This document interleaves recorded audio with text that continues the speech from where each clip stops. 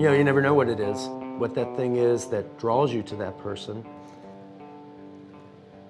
But you just let it happen, you know, and it seems odd, but you know, it's almost like going out there and letting yourself fall in love a little bit every day, letting yourself be seduced a little bit every day.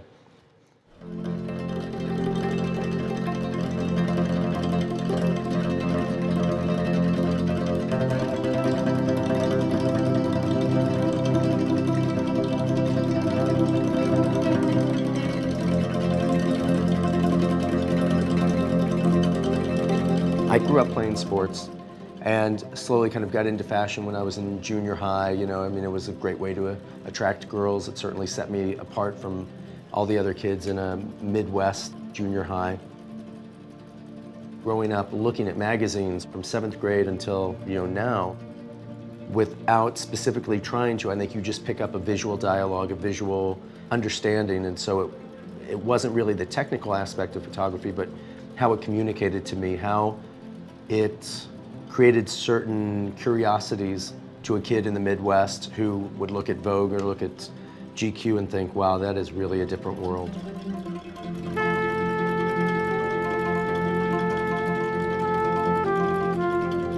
I feel very lucky to get to have part of my day leading a visual life.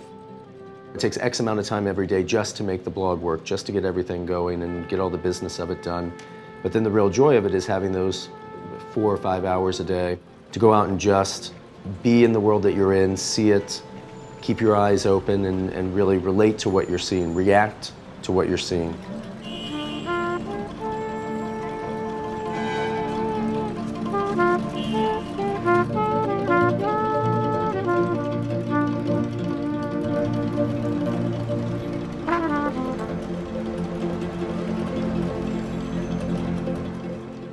The fact of the matter is, you know, I didn't grow up dreaming to be a photographer. I didn't assist for anybody. I just kind of started doing it. So for me, it's so instinctual the way I shoot. The way I do it is just the way I do it. Excuse me, sorry. Do you mind if I just do a fast photograph? Are you just standing just like that? What's it for? I do a site called the Sartorialist. Oh. Good, good, good, good. I don't see 100 images a day that I'd want to take. You know, I see 2 or 3, and so for me it's very easy to be patient and wait for those images because that's just the way I thought it was supposed to be. Thank you very much. I appreciate it. I love your site. Sorry I didn't know who you are. That's okay. It's the man behind the camera. Exactly. It's always the genius. It's easier to recognize me looking like that. Thank you very much. Have a good afternoon.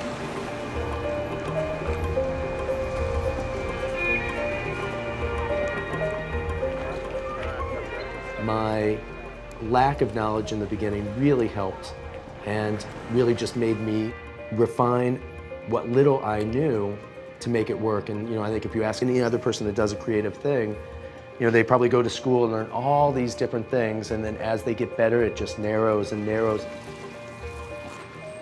You could ask most chefs, they would need 5 ingredients, 1 pan, and a stick of butter, and they can make the best meal you've ever had.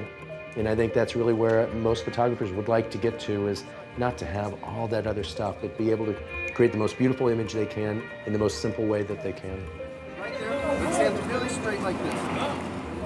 When I look at something, I don't really think, you know, is that fashionable enough? You know, is that of the moment enough? I'm just reacting.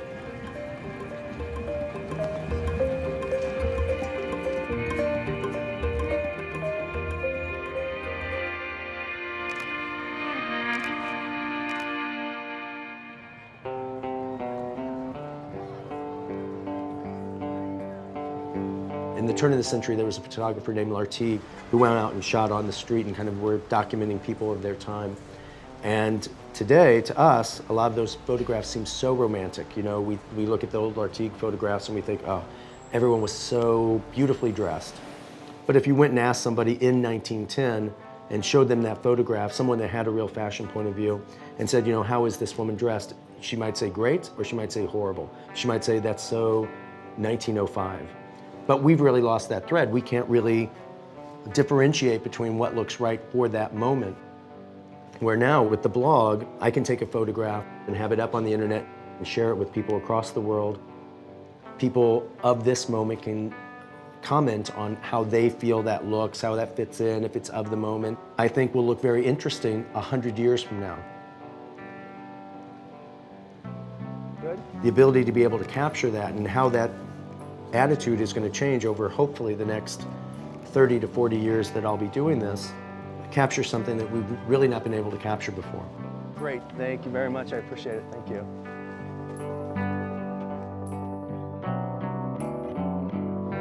You know, because the internet is the world shrinking, are we all becoming too homogenized? Milan hasn't changed, Paris hasn't changed, New York hasn't changed. So I don't think it's really homogenized anything, but I do think it's given us what I like to call a digital park bench. So many people you meet say, oh, I love to just go people watch, just go sit in the park and watch people. And before you were really limited to the people you could see right there in front of you at your park. Now you can go on the internet and look at a blog like mine or other blogs that are based somewhere else. Really, the whole world's open to you now.